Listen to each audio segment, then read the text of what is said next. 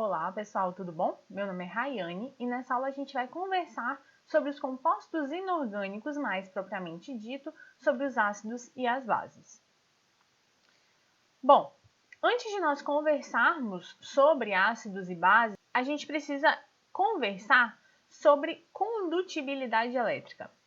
Então, as substâncias iônicas, ou seja, aqueles compostos formados por ligações iônicas, eles têm a capacidade de conduzir eletricidade quando em meio aquoso. Já as substâncias moleculares, elas podem ou não conduzir eletricidade quando em meio aquoso. Bom, as substâncias iônicas, elas já são formadas por íons, correto? Então, eu tenho um íon se ligando a um outro íon, no caso, um cátion se ligando a um ânion. Então, as substâncias iônicas, quando colocadas em meio aquoso, elas vão sofrer dissociação iônica. Por quê? É como se eu estivesse desassociando esses íons e agora eles estivessem ali desassociados no meio aquoso. Agora, as substâncias moleculares, algumas delas, vão sofrer ionização, ou seja, vão formar íons que não estão presentes na sua constituição. Então, se eu for formar uma coisa que não existe, no caso, se eu for criar íons por ter adicionado essa substância em meio aquoso, eu vou estar fazendo um processo de ionização, ou seja, quebrando ligações e formando íons. E aí, é aqui nos compostos inorgânicos que a gente vai ver quando isso vai acontecer. Grande parte das vezes que isso vai acontecer. Bom, então aqui a gente tem um resumo basicão. A gente tem a substância iônica, que na sua forma pura, ela pode estar na forma sólida, mais dificilmente líquida, e na forma sólida ela não conduz eletricidade, mas na forma líquida ela conduz. Já em solução aquosa, a substância iônica sofre dissociação iônica e conduz eletricidade. As substâncias moleculares, na sua forma pura, não conduzem eletricidade. Já em solução aquosa, se ela não sofreu ionização, ela não vai conduzir eletricidade. Agora, se ela sofreu ionização, ela vai conduzir eletricidade. Já as substâncias metálicas, na sua forma pura, usualmente ela vai conduzir eletricidade com bastante facilidade, ok? Então, os compostos químicos, que são inúmeros, a gente não sabe nem quantos são, eles podem ser divididos em substâncias orgânicas e em substâncias inorgânicas. As substâncias orgânicas são os compostos que a gente vai ver lá no terceiro ano, que são os compostos basicamente formados pelo carbono. A gente vai estudar o terceiro ano inteiro só isso. Só por compostos, é a química que estuda o carbono, a química orgânica, tá? Mas, basicamente, são aqueles compostos que começam com carbono, com exceção do CO2 e do CO, do dióxido de carbono e do monóxido de carbono. Já as substâncias inorgânicas compreendem todo o restante e elas são divididas em ácidos, bases, sais e óxidos, que a gente vai ver a partir de agora. Os ácidos são compostos covalentes que reagem com água, ou seja, em meio aquoso vão sofrer ionização, formando soluções que apresentam como único cátion o hidrônio. No caso aqui, ele está aparecendo como H3O+. Ele vai aparecer como H3O+, quando a água aparecer aqui como reagente, tá? Então, aqui a gente tem o exemplo do HCl reagindo com água, formando o hidrônio, H3O+, e o Cl-. Professora, mas como que eu vou saber que é Cl-? Bom, a gente lembra lá de uma aula bem anterior a isso, que se ele é da família 7A, ele tende a receber um elétron, e se ele recebe um elétron, ele fica um negativo, correto? Beleza. O hidrônio é sempre mais um, tá? Aí, a gente tem um outro modelo, uma outra forma de mostrar essa ionização, que é o HCl, a água aqui em cima da setinha. Reparem que ela não faz parte da reação em si. Ela está ali como se fosse só o meio em que essa reação vai acontecer. E aí aqui a gente tem o Cl- de novo e aqui o H+. Tá vendo? Então o hidrônio ele pode aparecer aqui como forma de H3O+, ou simplesmente como H+. Mas vale lembrar que quimicamente o H+ não existe, porque se o hidrogênio perder um elétron, ele fica sem elétron, ele vira somente núcleo, tá? O que existe mesmo quimicamente é o H3O+, que é o hidrônio. Beleza, temos aqui mais alguns exemplos de ionização que a gente pode ver e a gente vai precisar saber como que a gente faz, tá? A gente tem o HCN mais a água, formando o hidrônio e o CN1-. Professor, eu não sei se o CN é 1-, 1+ e tudo mais. Aqui a gente não tem carga, tá vendo? É carga zero. Do lado de cá eu preciso anular as cargas. Então, se eu tenho um hidrônio aqui, eu vou formar, que no caso é 1+, eu preciso ter um menos aqui para anular com esse 1+, tá? E aí fica sem carga dos dois lados. A gente tem também o H2SO3. Eu vou precisar de duas águas para neutralizar para ionizar todo esse ácido. Porque eu tenho dois hidrogênios aqui, ó. Então, eu vou formar dois hidrônios e um SO3. No caso aqui, como eu tenho duas vezes mais um, eu tenho que ter menos um aqui. E aí é questão de balancear a equação, tá? Então, eu vou colocar H2SO3 mais água, dando H3O+, e SO3. E aí, é questão de fazer balanceamento de equação e vocês chegam nisso. Mas, existe uma forma de fazer que é a ionização parcial até eu chegar numa ionização total. Porque isso aqui é ionização total. Mas, isso não acontece de uma vez. Na química, ela vai acontecer parcialmente. O ácido ele vai perdendo um hidrogênio de cada vez. Então, a gente pode ver aqui pelo H3PO4, ó. Eu tenho 3 hidrogênios para perder. Então, eu vou adicionar uma água como meio ali, vai liberar um hidrônio e vai ficar agora com um hidrogênio a menos, porque um hidrogênio veio aqui para o hidrônio, correto? Beleza. Agora eu tenho o H2PO4. Tá arriscado aqui, mas vocês já vão entender por quê. Agora esse H2PO4 menos 1, porque para anular com essa carga aqui ele precisava ser menos 1, ele vai vir para cá como reagente, ó, na segunda ionização parcial. Tem o H2PO4 mais uma água, vai liberar mais um hidrônio. E aí, como eu perdi um hidrogênio, ele vai virar HPO4 2-. Por quê? Porque agora ele perdeu 2 hidrogênios, o ácido inicial. Esse HPO4 vai virar reagente, que ainda tem um hidrogênio para perder, correto? Então, eu tenho que adicionar mais uma água. Vou ficar com um hidrônio mais o PO4 3- aqui. Porque aqui, ó, cada um hidrogênio que ele vai perdendo, eu vou somando um menos. Então, menos 1, menos 2, menos 3. E aí, ó, repara que aqui, como o H2PO4 menos 1 estava no reagente e aqui no produto eu tinha o mesmo, é como se a gente tivesse x de um lado na equação e x do outro da equação e a gente pudesse anular esses x, tá? E aí a gente vai anulando quem está no reagente e quem está no produto em reações diferentes. E aí a gente fica com a equação global, no caso, a ionização total, que é um H3PO4 mais 3 águas, no caso porque eu tinha 3 hidrogênios para perder. Vou ficar com 3 hidrônios, é bem óbvio, tá? Aqui eu tinha 2 hidrogênios, usei 2 águas, formei 2 hidrônios. Aqui eu tinha 3 hidrogênios, usei 2 águas, formei 3 hidrônios e fiquei com o ânion 3-. Aqui eu fiquei com o ânion 2-.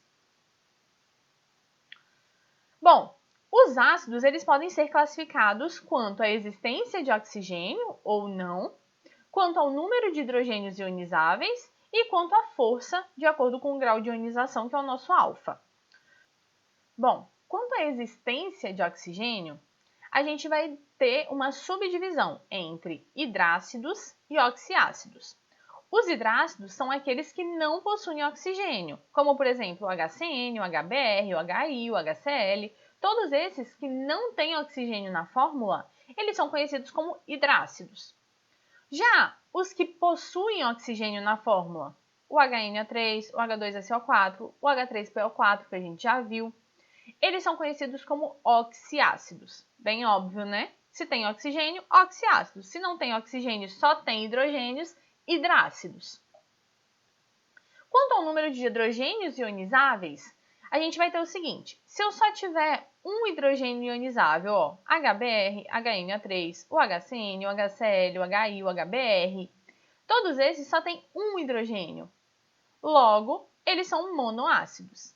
Se a fórmula tiver dois hidrogênios ionizáveis, ó, o H2S, o H2SO3, o H2SO4, todos esses são diácidos. Os triácidos são aqueles que têm 3 hidrogênios ionizáveis, então o H3PO4, o H3BO3, todos esses têm 3 hidrogênios ionizáveis, logo são triácidos. E os tetrácidos, que são menos comuns, são aqueles que têm 4 hidrogênios ionizáveis, como por exemplo o H4SiO4. Ácidos com mais que 4 hidrogênios são muito difíceis de serem encontrados. E quanto à força, de acordo com o grau de ionização. Mas, professor, o que é grau de ionização? Grau de ionização é esse alfa aqui, ó, que vai ser a divisão entre o número de estruturas ionizadas ou dissociadas sobre o número de estruturas dissolvidas. Então, digamos que eu tenha colocado ali 10 moléculas, colocado na água, 10 moléculas de um determinado ácido. E somente 7 delas dissociaram. Então, a minha conta vai ser 7 dividido por 10. Logo, isso vai dar 0,7. Se a gente multiplicar por 100, o nosso alfa deu 70%.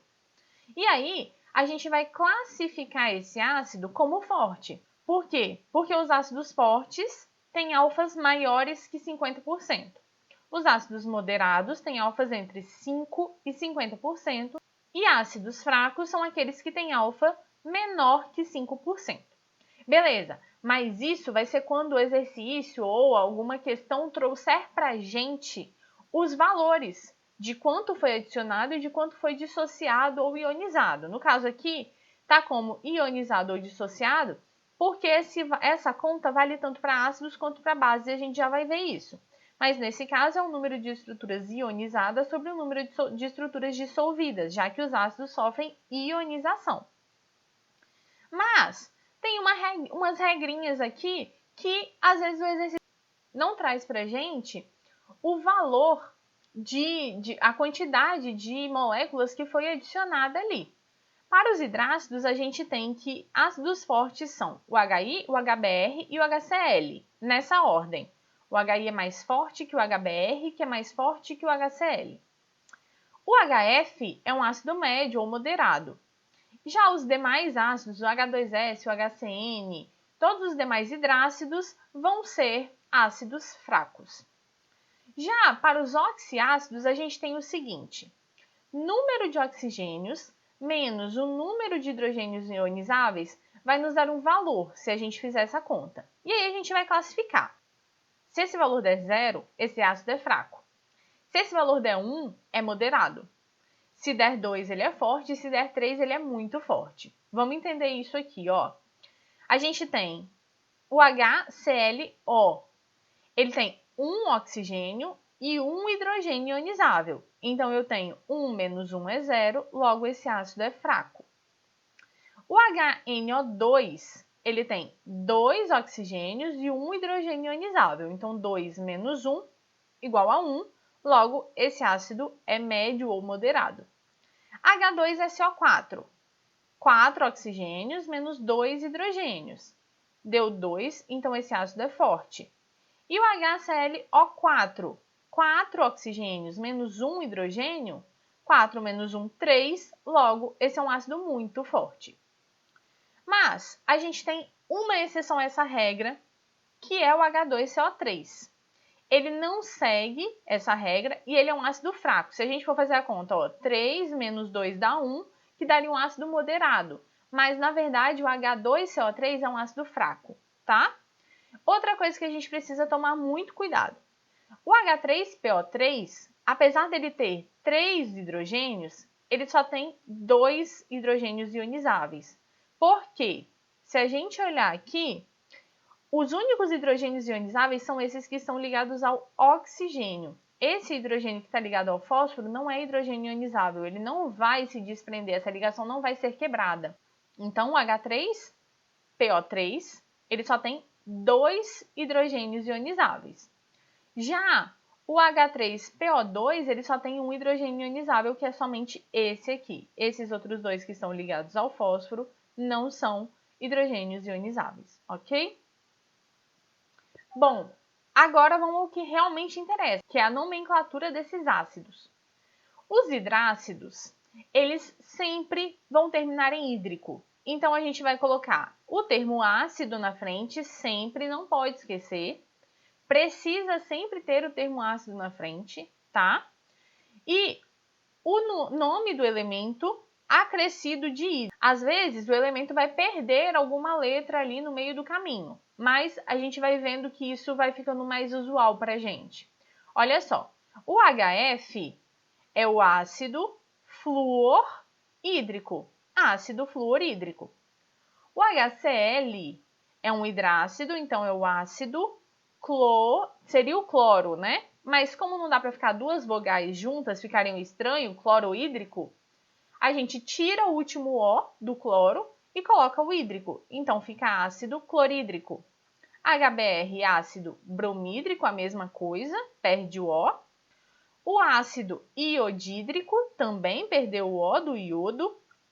O enxofre, gente, nas fórmulas, ele vai aparecer com um nome um pouquinho diferente. O enxofre, em latim, ele se chama sulfur. Então, aqui, ele é o ácido sulfídrico, tá? Então, sempre aqui nas fórmulas, o enxofre não vai ser enxofídrico, ficaria muito estranho. Bom, pelo menos para mim, que já estou acostumada com o sulfídrico, mas ele é o ácido sulfídrico. E aqui o CN é o ciano, é o cianeto, então é o ácido cianídrico, tá? Então, se é um hidrácido, vai sempre terminar em hídrico. Agora, os oxiácidos, eles têm alguns ácidos que são os ácidos padrões, que a gente chama. E eles vão sempre terminar em ico. Mas quais são, professor, esses ácidos padrões, esses oxiácidos padrões? Para isso, a gente tem uma frasezinha que vai ajudar a gente, que é a seguinte: não como bolo claro, só pão sírio. Repete comigo. Não como bolo claro, só pão sírio. Vocês vão ver que isso vai ajudar muito a gente. Então, é o não com N de nitrogênio, C de carbono, B de boro, Cl de cloro, S de enxofre, P de fósforo, S de silício. Então, a gente vai tirar a frase e agora a gente vai acrescentar hidrogênio para todo mundo e oxigênio para todo mundo. Beleza, o hidrogênio sempre vem antes e o oxigênio sempre vem depois. Feito isso, tá anotando aí no seu caderno? Acho bom. Feito isso, a gente vai acrescentar os números 1, 2, 3 nos hidrogênios, 1, 2, 3, 4. Então, 1, 2, 3, 1, 2, 3, 4. E nos oxigênios, a gente vai acrescentar 4 vezes o número 3 e 3 vezes o número 4. 3, 3, 3, 3, 4, 4, 4. Beleza. Feito isso, agora é só a gente colocar os nomes, porque todos eles vão terminar em ico, ó. Então, tá aqui, de novo, ó. 1, 2, 3, 1, 2, 3, 4, 3, 3, 3, 3, 4, 4, 4. O ácido HNO3, esse 1 aqui vai ficar implícito, né? Não precisa aparecer. Então, o HNO3 é o ácido nítrico. O H2CO3 é o ácido carbônico. O H3BO3, o ácido bórico. O HClO3, o ácido clórico. O H2SO4, o ácido sulfúrico. O H3PO4, o ácido fosfórico. E o H4SiO4 é o ácido silícico. Com o tempo, vocês vão pegando isso. É um dos ácidos padrões, vai terminar em ico, que serão os oxiácidos terminados em ico que mais vão aparecer, tá? Beleza. Só que a gente não tem só os oxiácidos padrões. A gente tem variações dele. E por que é importante a gente entender, conhecer os ácidos padrões? Porque é a partir dele que a gente vai ver as variações, tanto de fórmula quanto de nome, tá? Então, olha só. Se eu tenho um ácido que termina em I, com um oxiácido padrão, e ele tiver um oxigênio a mais, um átomo de oxigênio a mais, a gente vai ter o ácido per, o nome do elemento, mais ico. A gente já vai ver exemplo disso. Agora, se eu tenho um ácido padrão e eu reparo que ele tem um oxigênio a menos, ao invés de ele terminar em ico, ele vai terminar em oso. Aí, a gente tem também que, se eu tenho um ácido padrão e ele perdeu 2 oxigênios, 2 átomos de oxigênio, eu vou ter o ácido hiponananã-oso. Vamos entender isso? Olha só, a regra está aqui, os ácidos padrões estão aqui, os oxiácidos padrões, e a gente vai ver alguns exemplos. A gente tem aqui o HCl O3. O HClO3 está aqui, é um oxiácido padrão, então ele vai terminar em ico, ácido clórico. O HClO4, ele já ganhou um oxigênio, concorda? Em relação ao padrão. Então, ele vai ser o ácido perclórico. HClO2, em relação ao padrão, ele perdeu um oxigênio. Então, ele vai ser o ácido cloroso. Minha dica, para o vídeo agora e tenta fazer o restante. Daqui a pouco você volta e confere. HClO. O HClO, ele tem 2 oxigênios a menos do que o HClO3, concorda? Então, ele vai ser o ácido hipocloroso. H2SO4. O H2SO4 está aqui, ó. Então, ele termina em ico, ácido sulfúrico. H2SO3, aqui é SO4, então ele perdeu um oxigênio. Esse cara aqui, então, é o ácido sulfuroso. H3PO4, tá aqui no oxiácido padrão, ó. Então, é o ácido fosfórico. H3PO3, perdeu um oxigênio, então ele vai terminar em oso, ácido fosforoso.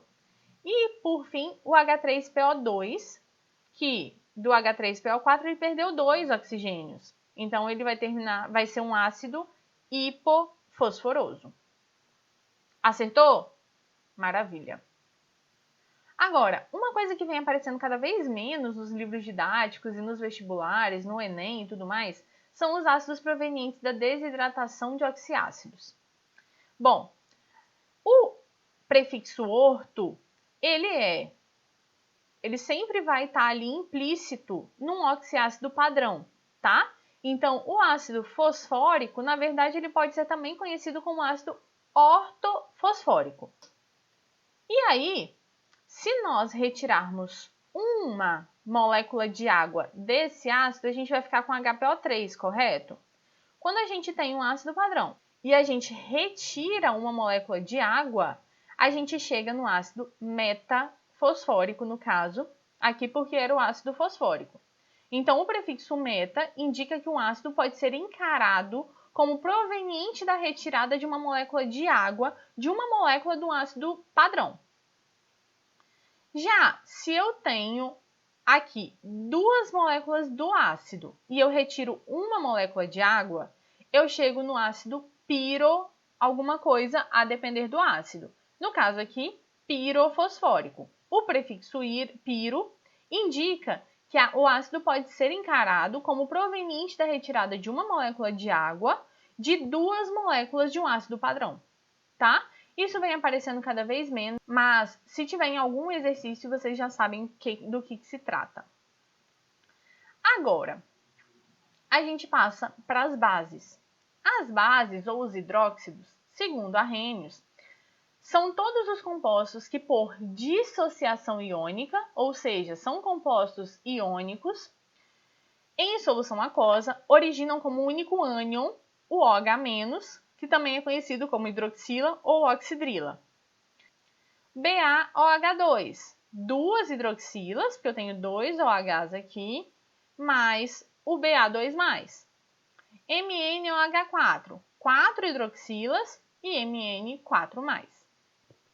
Bom, Com relação à classificação das bases, a gente pode classificá-las quanto ao número de hidroxilas, quanto à solubilidade em água e quanto ao grau de dissociação, no caso alfa que a gente já viu.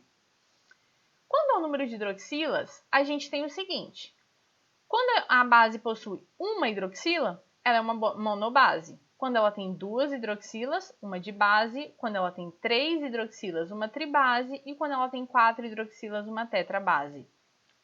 Tranquilo, né? Bases com mais que 4 hidroxilas são muito incomuns. Quanto à solubilidade em água, a gente tem o seguinte: as bases serão solúveis quando elas forem da família 1A ou o hidróxido de amônio, tá? Então, se a base tem como cátion um átomo da família 1A, ela é solúvel em água. Se ela é da família 2A, ela é parcialmente solúvel e todas as demais bases serão bases insolúveis. Quanto ao grau de dissociação, gente, de novo a gente tem aqui o alfa, que vai ser o número de estruturas dissociadas, no caso das bases, sobre o número de estruturas dissolvidas. Elas vão ser bases fortes quando esse alfa for maior que 50%, e elas vão ser bases fracas quando o alfa for menor que 5. Geralmente a gente não encontra base entre esses dois valores. E aí, essa força está muito relacionada com o fato delas serem solúveis ou não. Quanto mais solúvel em água, mais dissociada ela vai estar e mais forte ela vai ser. Sendo assim, as bases fortes vão ser hidróxidos das famílias 1A e 2A, que constituem bases de natureza iônica. E uma exceção importante é o hidróxido de magnésio, o MgOH2, que é uma base fraca, que nada mais é do que o leite de magnésia que a gente compra na farmácia, tá? Que é utilizado contra acidez estomacal. Então, se ele fosse uma base forte, a gente não poderia tomar. Mas como é uma base fraca, a gente pode ingerir sim, tá? Já as bases fracas são todos os outros hidróxidos das outras famílias que não são da família 1A e 2A e o hidróxido de magnésio. Bom, só relembrando a formulação das bases. Como ele é um composto iônico, a gente vai ter o seguinte: aqui a gente tem o cátion com a sua carga positiva, aqui a gente tem o ânion, que no caso é sempre o OH, com carga sempre -1. E aí a gente tem o seguinte, ó, a regrinha do escorrega. A carga positiva vem para cá sem o sinal e a carga negativa vem para cá também sem o sinal. Como exemplo, a gente tem aqui o alumínio, que é 3+, que ele é da família 13, e o OH, que é -1. Fez o escorrega, a gente ficou com AlOH3. O OH sempre estará entre parênteses, tá? Quando a gente tiver um índice aqui na frente. Quando for 1, não tem necessidade, mas 2, 3, 4, qualquer um desses a gente precisa colocar o OH entre parênteses, porque senão esse índice vai valer apenas para o hidrogênio e não para o OH como um todo. E quanto à nomenclatura, que é muito mais simples que a dos ácidos, a gente tem o seguinte: vai ser hidróxido de e o nome do cátion. Então aqui a gente tem o hidróxido de sódio, o hidróxido de cálcio, o hidróxido de amônio, o hidróxido de alumínio. As bases que a gente vê aqui de metais são bases formadas por elementos representativos, família 1A, família 2A, família 3A. Agora, se nós tivermos bases com cátions, que são elementos representativos, a gente vai ter que utilizar esse númerozinho aqui na frente, que no caso é a carga desse elemento representativo. Os elementos representativos geralmente têm cargas variáveis. No caso do ferro, ele pode ser 2+ ou 3+. O que vai indicar isso pra gente vai ser o número de hidroxilas. Se eu tenho 2 hidroxilas, quer dizer que esse ferro é 2+. Se eu tenho 3 hidroxilas, quer dizer que esse ferro é 3+. Então, se for um elemento de transição, eu vou precisar colocar a carga aqui na frente. Porque se eu usar só hidróxido de ferro, eu não sei exatamente se é o ferro 2 ou o ferro 3. Então, eu preciso indicar qual é a carga desse ferro. Logo, aqui a gente tem, ó, hidróxido de ferro. Como o ferro nessa fórmula é 2+, hidróxido de ferro 2 e aqui hidróxido de ferro 3, tá? Bom, pessoal, por hoje é só. Espero que vocês tenham entendido, pratiquem. Se você gostou do vídeo, deixe seu curtir aqui embaixo e a gente se encontra na próxima, tá bom? Um beijo e até lá!